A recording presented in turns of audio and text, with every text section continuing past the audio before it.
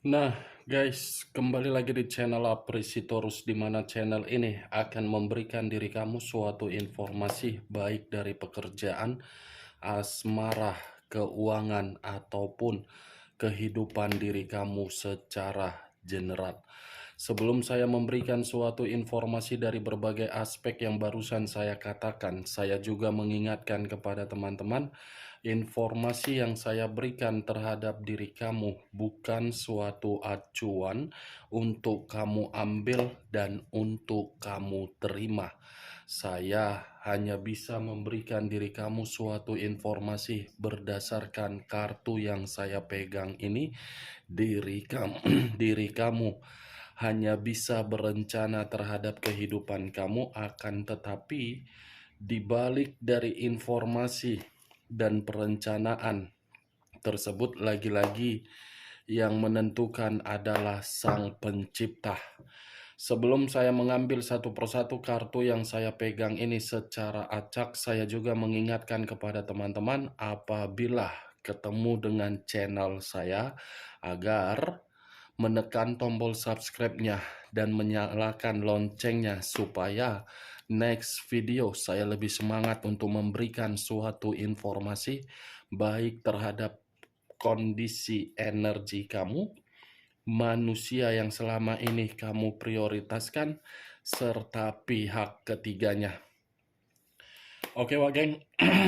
Sama seperti biasanya, saya tidak memiliki judul atau topik yang akan saya angkat atau yang akan saya bahas, tetapi saya akan berusaha untuk berbagi cerita dari setiap kartu yang akan saya ambil nanti secara acak.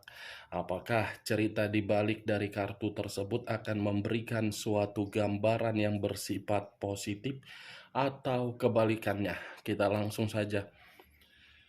Saya akan mengambil beberapa kartu, di mana kartu yang akan saya ambil nanti bisa saja bersifat resonate, bisa saja tidak bersifat resonate. Semuanya saya kembalikan terhadap pola pemikiran kamu, semuanya saya kembalikan terhadap situasi energi yang kamu miliki untuk saat ini.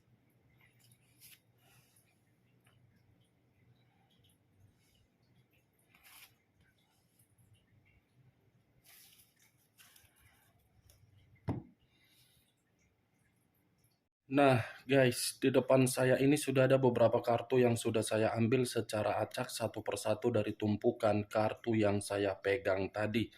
Apakah informasi atau cerita di balik dari kartu yang ada di depan saya ini akan memberikan suatu gambaran yang bersifat positif atau kebalikannya? Kita langsung terhadap kartu pertama. Muncul kartu ini. Sekali lagi saya mengatakan, muncul kartu yang saya pegang ini. Di mana kemunculan kartu yang saya pegang ini seperti memberikan suatu isyarat atau berbicara terhadap kondisi satu energi, yang dimana kondisi energi tersebut untuk saat ini saya melihat dan saya merasakan sepertinya masih ada satu bentuk pergerakan, tetapi bentuk pergerakan ini saya kategorikan sebagai pergerakan negatif. Kenapa saya mengatakan pergerakan negatif? Karena bisa saja satu energi yang saya katakan tadi masih berkonsentrasi untuk memikirkan bagaimana situasi di masa lalu yang begitu sangat sakit. Bukan hanya itu saja, satu energi tersebut seperti sudah kehilangan yang namanya kepercayaan, kehilangan yang namanya kebahagiaan, kehilangan yang namanya kesempatan. Ujung-ujungnya apa yang terjadi? Penyesalan yang begitu sangat mendalam. Kalau saya mencoba untuk mengarahkan kartu yang saya pegang ini terhadap posisi energi yang dimiliki oleh pihak lain atau orang lain, serta mengesampingkan satu energi yang saya katakan tadi, bisa saja kartu yang saya pegang ini seperti menjelaskan bagaimana karakter yang dimiliki. Suatu karakter yang seakan-akan sudah menerima apa yang seharusnya diterima, tetapi apa yang diterima ini bukan berterima kasih, tetapi masih saja merasa kurang puas. Bukan hanya itu saja, Wak Geng.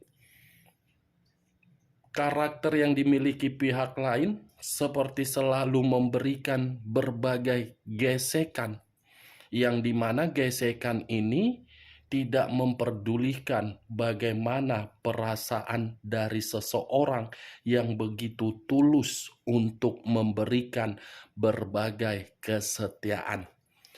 Apa yang barusan saya katakan bisa saja mengarah terhadap posisi energi kamu, dan apa yang barusan saya katakan bisa saja mengarah terhadap manusia tersebut. Akan tetapi, sebelum saya memberikan suatu informasi terhadap munculnya kartu yang saya pegang ini, terlebih dahulu saya akan mengarah terhadap diri kamu sebelum saya mengarah terhadap manusia tersebut. Sebelum saya mengarah terhadap diri manusia tersebut, terlebih dahulu saya akan mengarah terhadap diri kamu. Di mana ketika diri saya mengarah terhadap posisi energi kamu, baik secara perasaan, pemikiran, ataupun kondisi batin kamu, dari ketiga aspek yang barusan saya katakan tadi, sepertinya kamu ini menyimpan sisi trauma yang begitu sangat mendalam. Menyimpan sisi trauma yang membuat pemikiran kamu masih saja memikirkan bagaimana situasi di masa lalu. Saya tidak bisa menyalahkan kalau memang diri kamu masih menyimpan sisi trauma tersebut. Tetapi perlu kamu ketahui, apa keuntungannya ketika diri kamu menyimpan sisi trauma tersebut? Apakah memberikan suatu keuntungan yang begitu sangat besar, atau kebalikannya, Wak Geng? Saya tidak menyalahkan, karena itu adalah luapan dari kondisi batin kamu. Tetapi perlu kamu ingat, kalau kamu terus-menerus masih saja berkonsentrasi memikirkan apa yang terjadi di masa lalu, itu sama sekali akan membatasi kehidupan kamu untuk ke depannya. Saya berbicara dari apa yang saya katakan barusan, itu masih berdasarkan dari energi kamu. Benar atau tidak dari perkataan saya tadi, kamu yang lebih memahami. Belum acuannya dari kartu yang saya pegang ini. Kalau acuannya dari kartu yang saya pegang ini, saya lemparkan terhadap posisi energi kamu, kartu ini seperti berbicara terhadap dua sisi. Tetapi dua sisi ini membuat diri kamu sangat-sangat terluka. Sisi pertama psikologis dan sisi kedua materi. Psikologis, fisik secara mental yang lebih mendominasi, yang membuat kondisi diri kamu berantakan. Saya rasa yang menjadi masalah di dalam kehidupan kamu bukan dari kondisi materi kamu, tetapi masalah dari psikologis kamu. Psikologis kamu mengarah terhadap apa? Perasaan. Kalaupun saya mengatakan materi kamu bermasalah, itu hanya sekedar dampak dari psikologis perasaan kamu yang sudah hancur. Kartu pertama yang saya pegang terdiri dari 5 cawan. 5 cawan, 3 cawan berantakan, 2 cawan berdiri tegak. Berarti dalam arti apa? 3 cawan yang terjatuh secara berantakan itu menyimpulkan secara otomatis dari psikologis kamu, bukan dari materi kamu. Kamu belum bisa terima kan dari perbuatan manusia itu? Kamu belum bisa untuk move on dari karakter manusia itu yang telah menyakiti diri kamu. Move on yang saya katakan ini bukan dalam arti perasaan kamu ingin kembali, tetapi perasaan kamu itu tidak terima. Ini dia, geng. Kamu bisa melihat sendiri bagaimana kartu yang saya pegang ini. 2 cawan masih berdiri, 3 cawan terjatuh. Kalau berbicara mengenai kesabaran, mungkin tidak ada nilai kalau dibanding-bandingkan melalui kesabaran kamu. Karena kesabaran kamu ini selalu memaafkan manusia tersebut, selalu memberikan kesempatan, selalu mendapatkan penolakan dari kesempatan atau kata maaf yang kamu berikan. Begitu saya mengangkat kartu yang saya pegang ini, geng, ternyata yang lebih mendominasi itu adalah psikologis kamu, bukan masalah materi. Kalau saya mengarahkan kartu yang saya pegang ini terhadap posisi energi manusia tersebut, mungkin kartu ini secara tidak langsung akan menjelaskan manusia itu sama sekali tidak pernah peka dan tidak pernah peduli terhadap diri kamu. Kalau dia peduli terhadap diri kamu dan kalau dia peka terhadap diri kamu, tidak akan mungkin untuk saat ini saya mengategorikan diri kamu bermasalah dari psikologis kamu. Bagaimana, geng? Dari perkataan yang saya katakan tadi, apakah bisa masuk secara logika kamu? Ya, kalau menurut diri kamu bisa masuk secara logika kamu, ya silakan angkat. Tetapi kalau menurut diri kamu tidak bisa masuk secara logika kamu, tidak usah kamu angkat dan jangan paksakan terhadap kondisi energi kamu agar perkataan yang saya katakan tadi bisa bersifat resonate ataupun tidak resonate. Sebelum saya membuka kartu kedua, saya menyarankan terhadap diri kamu, buang rasa trauma. Walaupun memang sangat susah, setidaknya buang secara perlahan-lahan demi kehidupan kamu untuk kedepannya. Muncul kartu The Chariot. Sekali lagi saya mengatakan, muncul kartu The Chariot. Di mana kemunculan kartu The Chariot ini, kartu yang mengarah terhadap unsur air berlambangkan 3 zodiak. Pisces, Cancer, dan Scorpio.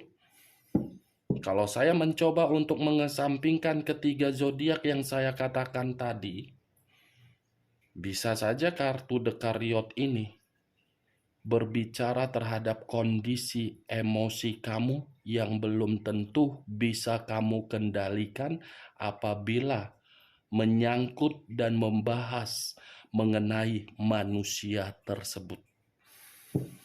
Saya yakin dan saya percaya, begitu diri kamu dipertemukan terhadap manusia itu, dan manusia itu memberikan diri kamu suatu komunikasi, saya rasa komunikasi yang diberikan oleh manusia tersebut sudah tidak mau lagi kamu respon.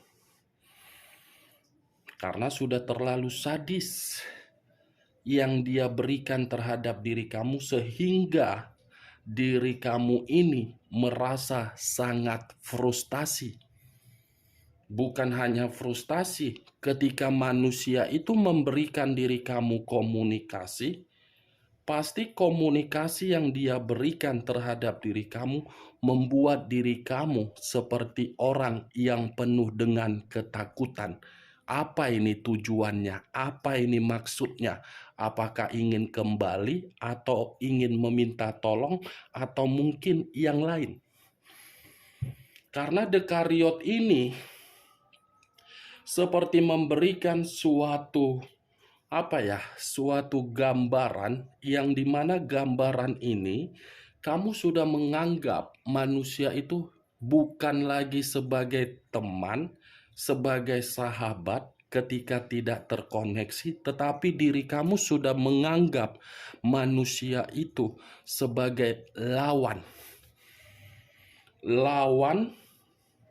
Dan saya rasa kalaupun diri kamu memberikan suatu komunikasi, saya rasa komunikasi yang kamu berikan itu karena unsur terpaksa. Ini Dewa geng. Karena terlalu Dekariot ini. Hitam di atas putih, putih di atas hitam, yang membuktikan ketika diri kamu bersama dengan manusia itu hanya selalu menganggap diri kamu diremehkan, disudutkan, dipojokkan, pelit, royal terhadap orang lain, penuh dengan kebusukan, penuh dengan kebohongan, tidak ada kejujuran, tidak ada keterbukaan, tidak ada berbicara secara sopan. Berarti secara tidak langsung, kedua kartu yang saya pegang ini lebih mendominasi untuk membahas diri kamu, karena sudah menyangkut psikologis kamu yang rusak. Muncul kartu The Lovers. The Lovers, unsur udara, berlambangkan 3 zodiak: Aquarius, Gemini, dan Libra.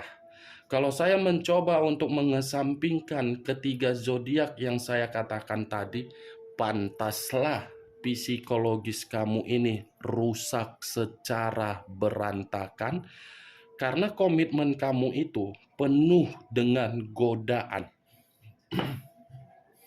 Ternyata ini ya faktornya, Wak geng.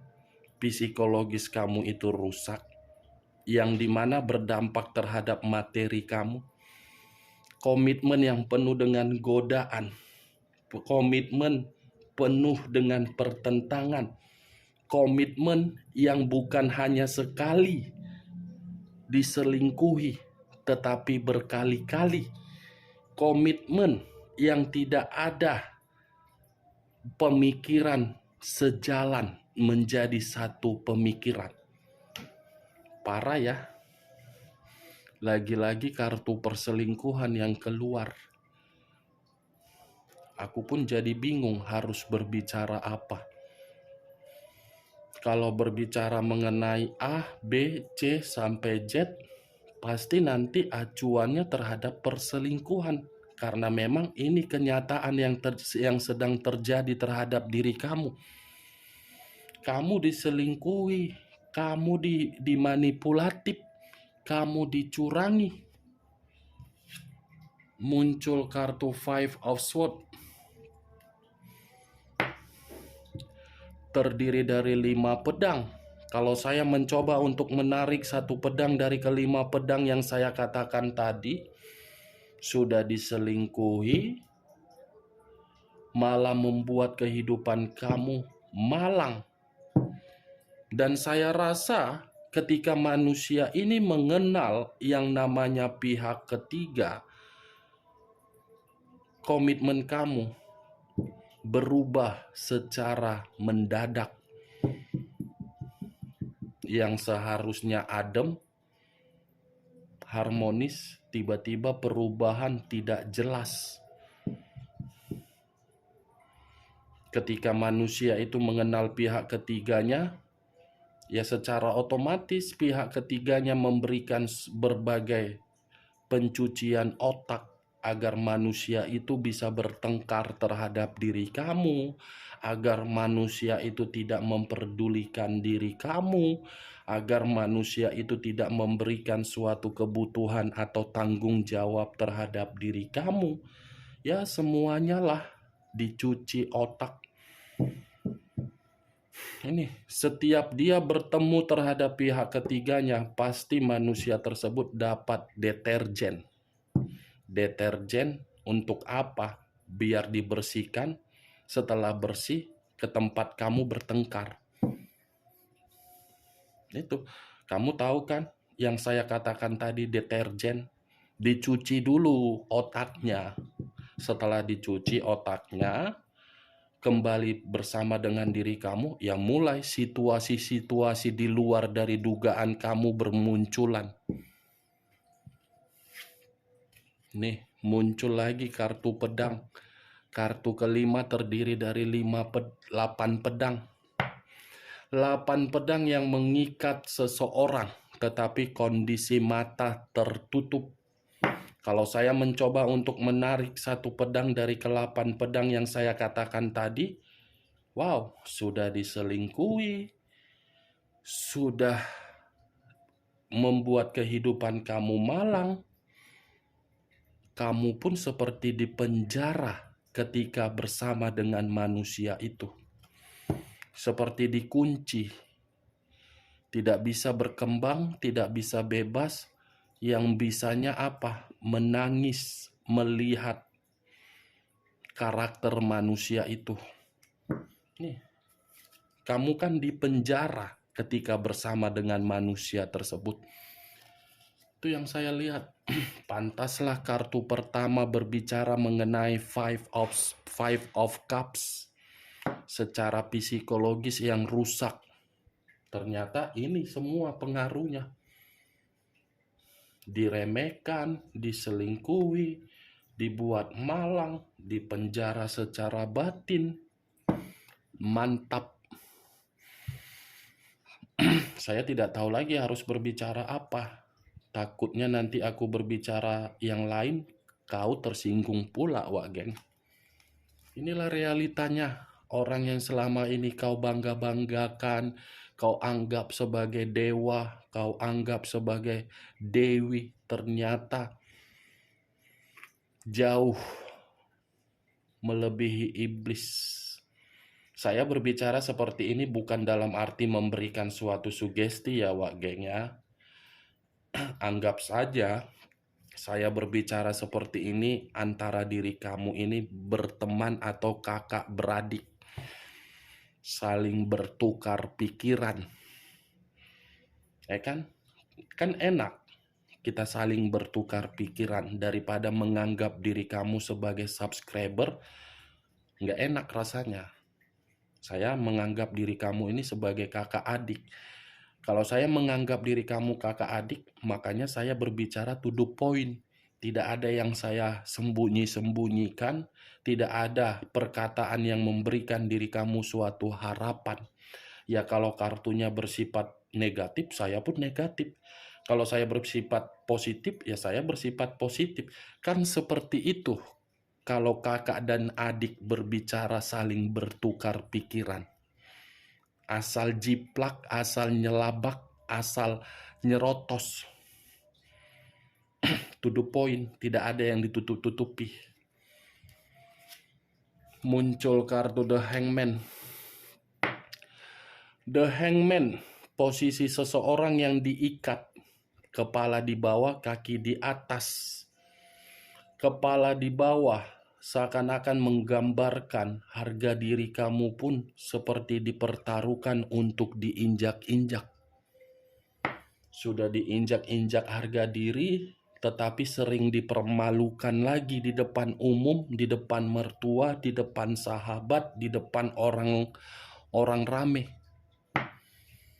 Ini yang saya lihat. Parah ya komitmen yang kamu jalankan. Apalagi berbicara mengenai pernikahan atau rumah tangga, di mana rumah tangga sudah memiliki anak dan tidak memiliki anak. Wow, itu situasinya sudah seperti dilempar bom, seperti di Hiroshima. Itu dia. Apalagi kalau nggak punya anak, pasti dia punya senjata agar diri kamu ini diselingkuhi. Kamu kan nggak punya anak, ngapain saya bertahan? Itu pasti senjata. Itu yang jadi permasalahan di dalam rumah tangga kalau ada pernikahan ya. Apalagi kalau single parent. Single parent mengharuskan diri kamu bercucuran air keringat, bermandikan air keringat, tetapi air keringat kamu itu tidak kamu nikmati, melainkan orang yang kamu prioritaskan yang menikmati. Enak banget ya, capek-capek kerja di luar kota, diinjak orang, disuruh orang, membersihkan tai orang, begitu menerima gaji dari orang, gajinya nggak nampak, malah memberikan terhadap orang yang diprioritaskan. Belum tentu orang yang memprioritaskan kau.